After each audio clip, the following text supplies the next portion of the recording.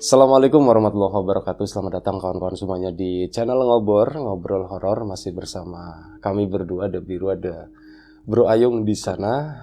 Seperti sebelum-sebelumnya ya. Kemarin aku nggak sempet datang ke sini, Bro Ayung. Asik ya. Karena ada temen ya, ada Bang Ogan. Ya, nggak apa-apa lah, sesekali ganti-gantian ya. Betul. Oke, Bro Ayung, monggo waktu dan tempat dipersilahkan. Baik, terima kasih Mas Biro atas kesempatannya. Tanya Pak kawan-kawan dulu Monggo, ya. monggo. Assalamualaikum warahmatullahi wabarakatuh. Waalaikumsalam warahmatullahi. Bismillahirrahmanirrahim. Apa kabar kawan-kawan ngobrol semua? Semoga semua dalam keadaan baik, sehat dan selalu bahagia tentunya kapanpun dan dimanapun saatnya. Amin. Ada Mas Biro, ada diriku di ngobrolin yang horor-horor ya. Pastinya, dan ini tepat banget jam 1 kurang 15. Iya, benar, ini tengah malam lebih malah. Terima kasih untuk yang udah nge-like, komen, dan apapun itu yang udah nge-share, yang udah ngasih support. Mohon maaf suaranya lagi ini. Udah langsung aja Bro Ayu. Udah sembuh pun? Belum. Kemarin tersedot duit ikan tuna ya. Ikan pari itu. Ekornya masuk ke dalam. Iya baik, tapi udah baik kan. Mendingan kayaknya sih. Mendingan, alhamdulillah. Oke, ini ada sebuah cerita dari Mas Tono. Mas Tono. Ya, Mas Tono, kejadian peristiwa horor itu di tahun 80-an, Bi. 80-an ya. Waktu itu aku belum lahir, Bi. Asik. Aku gak ngaku tua ini. 80-an aku belum lahir waktu itu. Jadi Mas Tono kan sekarang usianya mungkin udah 55 tahun. Masih kelihatan ya, panggilnya Mas aja wis pokoknya. Iya, 55 ya. 55 tahun. Jadi misalkan karena kan emang usiamu gak jauh, jadi manggil dia Mas gitu kan. Tua. ya anggap saja seperti itu. Anggap aja tapi seperti itu. Mas, aku masih muda lah, niatnya seperti itu. Tapi itu sebuah kepastian, gak apa-apa.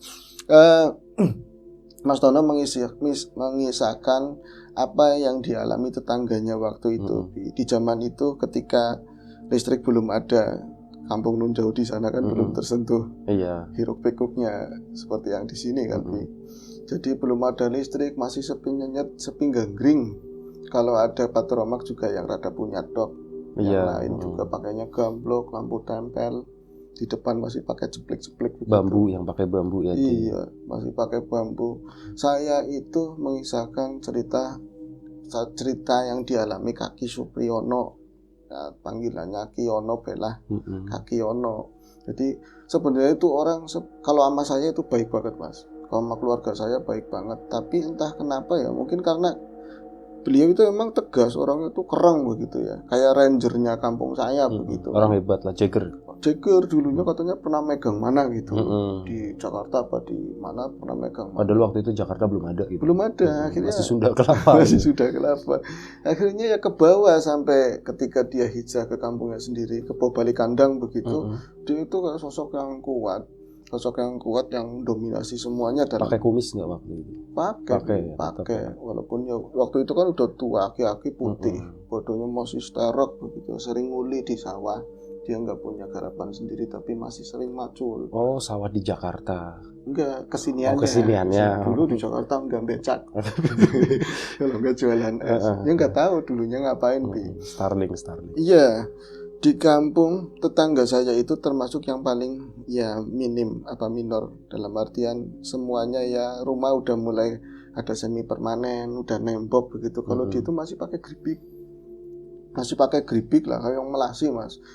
Istrinya ada 2, ada 1. Istrinya ada 1, ini 2 begini ya. Istrinya ada. Kalau dilihat ngapunten Mas, apa ya terserah jenengan ngapuntennya sama Kiyono. Iya ya. Kita sih nggak salah apa-apa. Nggak salah apa-apa. Maksudnya Kiyono itu masih kelihatan walaupun udah putih, udah rambutnya putih, kumisnya balik putih, ya. Kumisnya udah putih semua, tapi dia masih kelihatan seger. Kalau istrinya udah bungkuk malahan justru. Kayak ini banget lah nenek-nenek begitu. Pakai kutang yang itu dulu.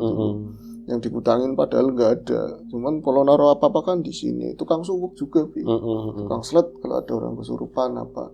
Tapi dia nggak bisa nyuwukin suaminya sendiri supaya nggak galak gitu. Bosen gitu. Udah bosen, nggak mempan mungkin ya. Penderitaan yang aku lihat dalam kehidupan mereka. Tapi walaupun Kaki Yono juga nggak pernah mau dibilang saya orang susah. Nggak pernah mengeluh gitu. Nggak pernah mengeluh. Kebalikan istrinya mengeluh terus. Orang tua saya diutangi apa baik katanya. Jadi anak ya duit 2.000 dulu kan gede. 2.000 itu gede. Iya, anak duit 2.000 nggak sanggup bocah apa nih. Dia itu nggak apa namanya punya anak satu, punya anak satu perempuan.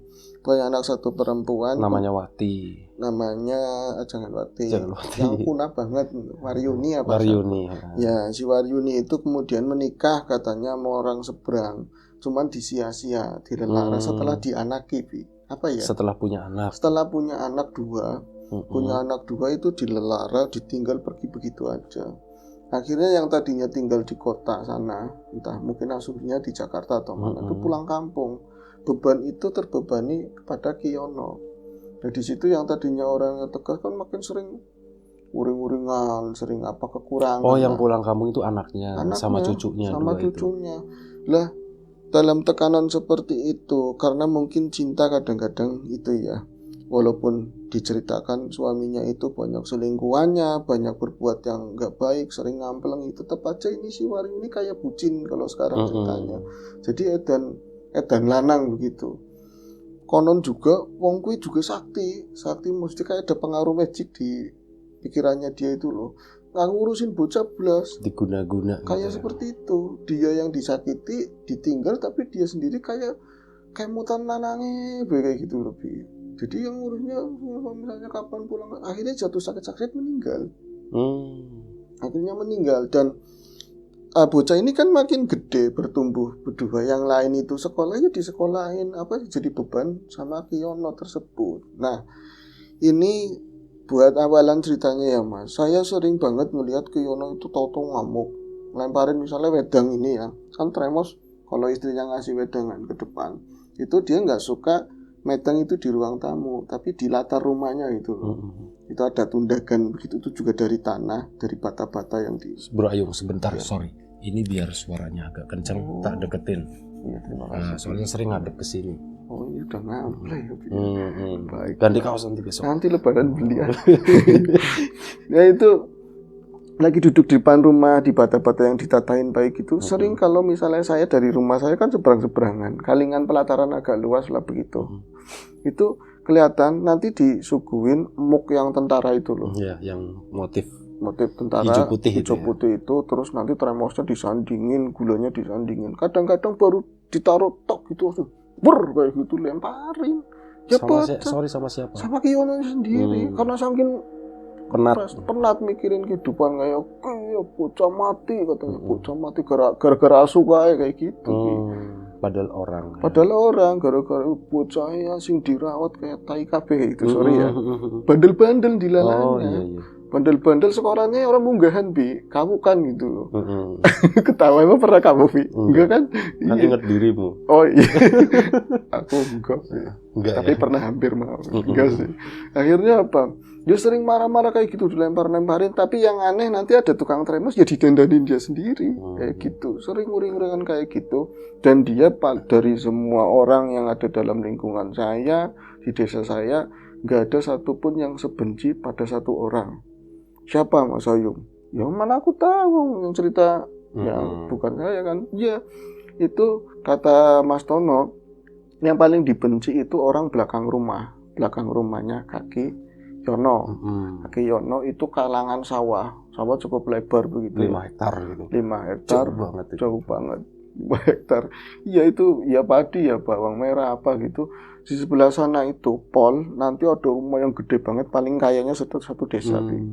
Paling kaya sendiri. Orang kaya nggak kaya gimana kalau situ ngalamin mah jelek kayaknya, ikut-ikut benci juga. Kayak saya juga nggak suka sama orang kaya itu. Memang kenapa Mas? Dia itu selalu nabu sompok.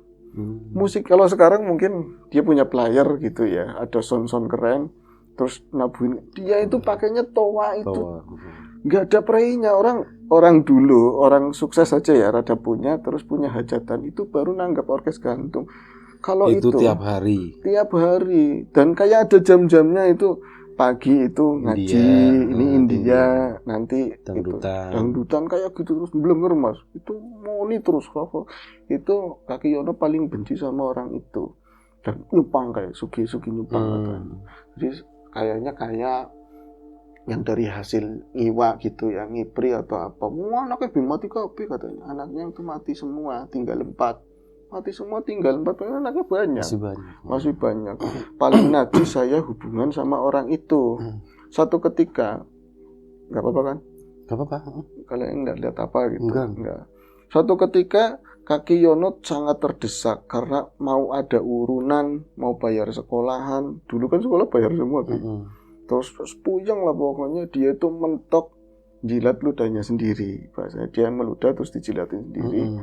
Yang tadinya nggak mau berhubungan sama kaji-kaji tersebut, yang sering akhirnya minjem ke sana dengan apa semua baju-bajunya dilepas semualah, keangkuhan, kesombongannya, harga dirinya hilang. Pokoknya saya ke sana kayak denteni katanya kayak ditungguin. Menek kayak gitu, kayak seolah kamu kesini juga gitu. Butuh berapa? Langsung digituin, pira, gituin. Itu langsung ngerakin burung biasanya. Reji, kita menek, aku kesini cuman silaturahmi. Si nomor loro apa? Digituin. Yang nomor 2-nya apa? Mbok kanan apa nyili 200. Kalau ada mau pinjem 200.000. Wong aku disilihi 200, cilikan temen nambah itu orang butuhnya segitu aja, mulanginya nggak tahu kapan. Orang kayak kamu itu nggak usah mulangin aja, aku ikhlas katanya, digituin. Sakit tapi butuh. Iya. Akhirnya kan itu pun sebenarnya katanya Kaki Yono mau pinjem ke siapa si kaji tersebut. Dia itu punya soulmate gitu yang biasa di sawah bareng, lebih tua. Tapi sama-sama orang Rosa juga biasa macul. Pomarompo mayon aja mana, aja mana, jangan kesana pomarompo anggar kono ora pengen blai.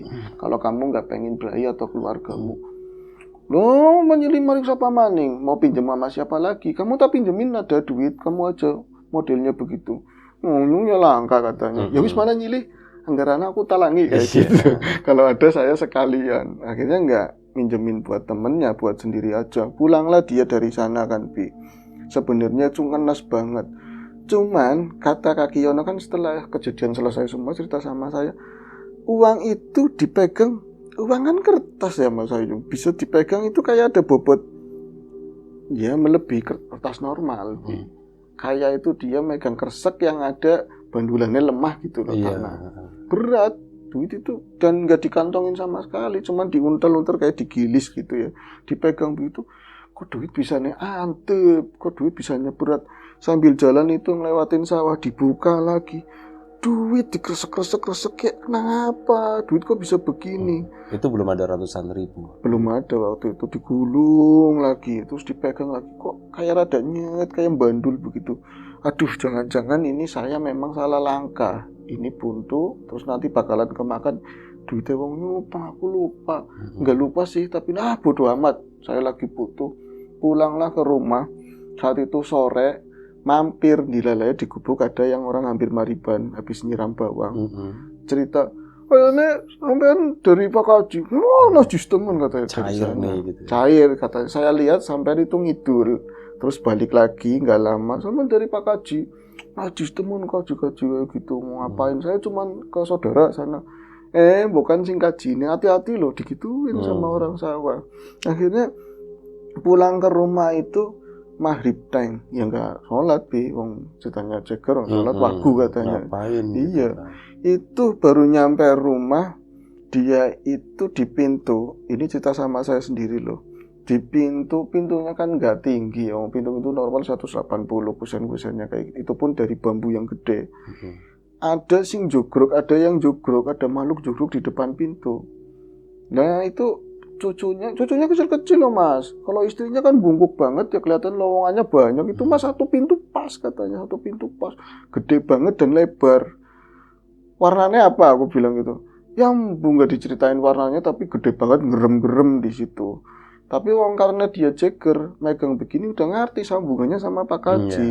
Ya kan udah ngerti. Apa raimu digituin. Pecut sisan padahal nggak bawa pecut. Makhluk itu semingkir katanya. Semingkir itu geser jelek ke arah kebun. Langsunglah dia masuk ke dalam. Belum uang itu dikasihin sama istrinya, nanti ini yang buat masak, ini yang buat anak-anak besok. Bocah wis ngerti, bapak tua, duit. Bangsat di bocahnya dasarnya. Ya itu yang cerita Manyono ya, cerita bocah emang jeli-jeli lah kayak gitu. Nggak lama teman itu yang mau nitip minjem itu tuh datang. Pimen Yon, gitu. Berhasil cair Yon. Kalau sekarang kayak gitu ngomongnya, kalau dulu gul gitu kan, gul ya. Pimen gul Yon, gul tapi kayak gini gimana? Bisa nih ya duit Kang, dibawa dari sana kertas, cekin sampean cekel. Saya belum apa-apain. Oh mulah, nanti aku ketularan. Udah ngerti, bisa ketularan. Duit dipegang bisa antep ke. Dari sini ya, dari meja, tak gelinding nabi, kletek. Nah gue, masa sih dipegang sama temennya? Iya apa? Akeh katanya, banyak. Bukan berat. Kamu nggak berat? Oh, duit andang-andang kayak gitu. Si Jinan tuh beres ya katanya, satuan. Ya itu berapa percana, saya satu nggak apa-apa gitu kata si. Oh lagi butuh sampean nyiri dewek. Tapi saya ada yang aneh. Baru tadi sampai rumah sebelum sampean ke sini, ada yang ngadeg di pintu, ada yang jogrok di pintu. Siapa bojone kon gitu. Bojone aku nang cindek loh. Itu satu pintu penuh gede banget, warnanya hitam bulu-bulu katanya. Lubar katanya. Aku tak semingkir di situ ya katanya gitu. Saya mau keluar dulu, takut dia dari itu. Cekeli dipegangin sama Kiyono. Aku tak cerita, belum selesai. Kita ceritain, wong saya minjem uang kayak ngambil di kantongnya sendiri, digaji ini 200 sih apa, nggak usah balikin, nggak apa-apa katanya. Lalu bermaning itu malah lebih gawat lagi katanya begitu. Dari dalam nyai bilang, gawat apa, duit ya duit katanya begitu. Menang patun kayak gitu ini. Akhirnya lagi cerita, katanya si Akiyono cerita begitu. Di atas itu, berarti ongklehannya kan masih pakai boros, pakai apa ya? Daun tebu. Itu kayak ada yang blek kayak gitu, biar ada yang geduk-geduk, malah sempat kemeruduk. Karena emang pintunya dibuka kan kemerudukannya sampai ke dalam. Bangset gitu orang. Hah? Bangset gitu. Ya enggak, ini udah mulai takut semua dua-duanya. Siapa yang dolanan boros dhuwur, yang mainan boros. Coba sampean diliki sampai kan duit tua. Lah orang macem-macem lah kayaknya wis bengi ya kayak gitu, mau pulang di mobil lah. Nah sampean ngerasain sendiri, kamu luruh gara-gara aja, cari gara-gara pinjam ke situ. Aku butuh primin ya, balak nak nggak mau, Kionanya nggak mau mulangin. Nah tapi dia juga nahan si aki-aki tersebut, kawannya. Pokoknya saya temenin, jangan wedangan dibawain sama istrinya, waras, istrinya sehat semua. Kalau cucu-cucu udah malam, dia emang nggak ngurusin ya. Besok yang penting ada bayaran, bisa jajan begitu. Belum sampai 8:30 malam. Kalau saya mah waktu itu nggak terlalu ngurusin ini mas. 8:30 dulu ya, malam sih. Malam banget udah. Tahu-tahu dari belakang itu istrinya teriak jerit bener-bener jerit itu. Jeritnya ini kayak gimana sih ya? Itu Kiyono sama tadi kawan karibnya itu langsung buru ke dalam. Bojomu kenapa? Istrimu kenapa? Itu posisinya ada di mau ke arah dapur, tapi kalau rumah-rumah kayak gitu nggak ada sompangannya, yang rapat aja udah alhamdulillah kan. Jadi antara kayak kesandung palangan pintu terakhir itu kan biasanya pakai bambu dulu ya.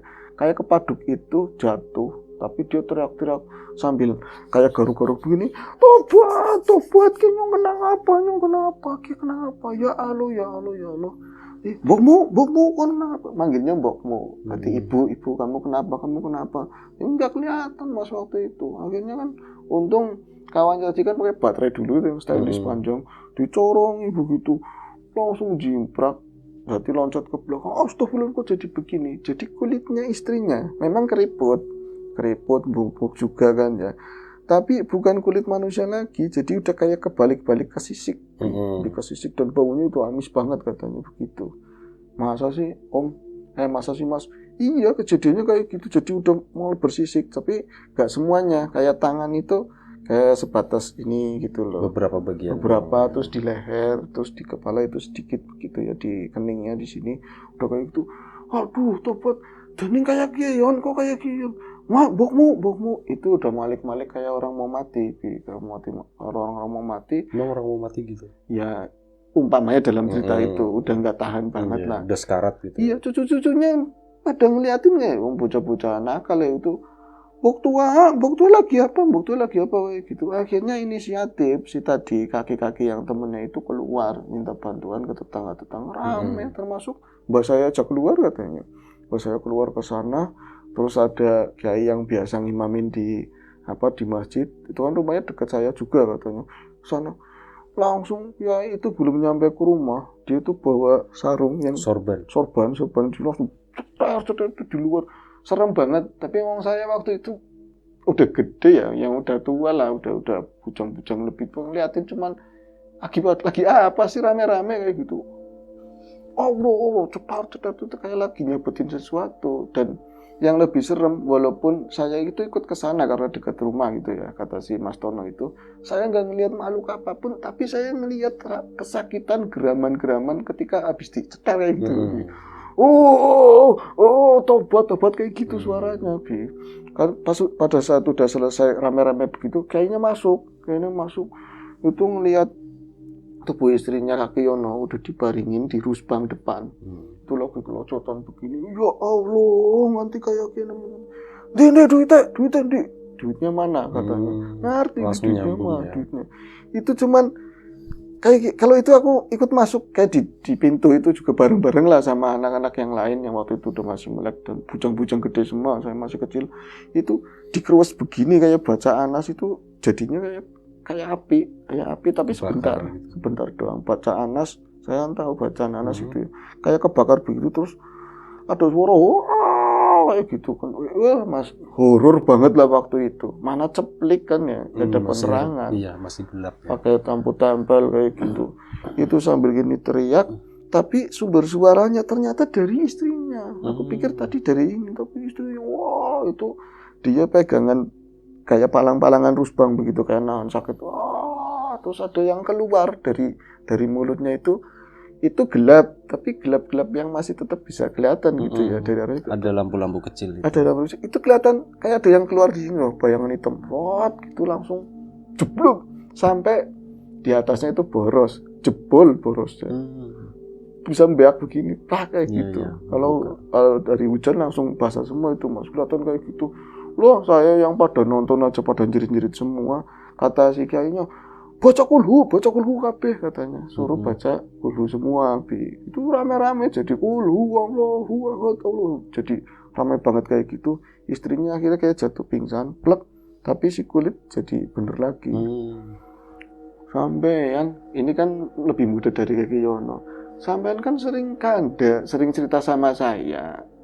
Ya ini orang-orang nggak pada tahu nggak pada ngerti wong ini urusan wong tua. Kan sering ngeling nama bisa disampaikan mana primen.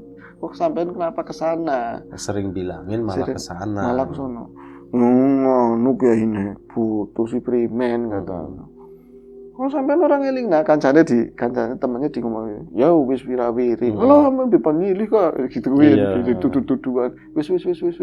Omarong pema ya jangan kayak gitu lagi pokoknya. Lu sih pulanginya gimana? Nanti kayak kebunnya aku kayak ini ngomong begitu, kebunnya aku mau panen kayak bangsanya mangga apa, nanti dapat duit tak silihi gue butuhannya sampean ki sama buat ngilangin duit itu. Tapi nggak usah ngomongin kejadian inilah, itu sempat terjadi seperti itu, kata ceritanya Mas Yono dulu. Akhirnya kayak gitu dibantuin sama kiai ini dan dibalikin. Nah, saat dibalikin normal biasa aja tuh ada kejadian bro. Marah, yang jelas Kajinya marah dan katanya setelah itu kayak jatuh sakit seminggu, nggak bisa ngapa-ngapain. Tapi masih hidup lagi dan itu tetap sakit pun toanya masih jalan. Cuman lagunya mungkin ganti Nasi Dari. Oh belum ada tahun segitu. 80 belum 90-an kalau nggak salah. Ya. Itu aja. Oke, terima kasih Bro Ayong atas ceritanya. Cerita tentang apa sih pesugihan lebih tepatnya. Pesugihan nyari tumbal dengan model minjemin duit kayak gitu ya. Dulu itu pesugihan klasik tuh memang banyak yang kayak gitu Bro Ayong, banyak. Konon ceritanya seperti itu yang banyak. Baik Bro Ayong, terima kasih banyak. Kawan-kawan di rumah juga terima kasih banyak udah menonton, udah mau dengerin. Jangan bosan-bosan dengan ngobor. Ya. Apa ya? Doa terbaik dari kamu untuk kawan-kawan semuanya. Dimudahkan segala sesuatunya termasuk kemudahan dalam hal rezeki. Yang sakit segera diberi kesembuhan, yang sehat tetap dijaga kesehatannya. Selamat menunaikan ibadah puasa bagi kawan-kawan yang menjalankan. Sampai jumpa di episode selanjutnya. Ngobrol horor, jaga kesehatan kawan-kawan semuanya. Assalamualaikum warahmatullahi wabarakatuh.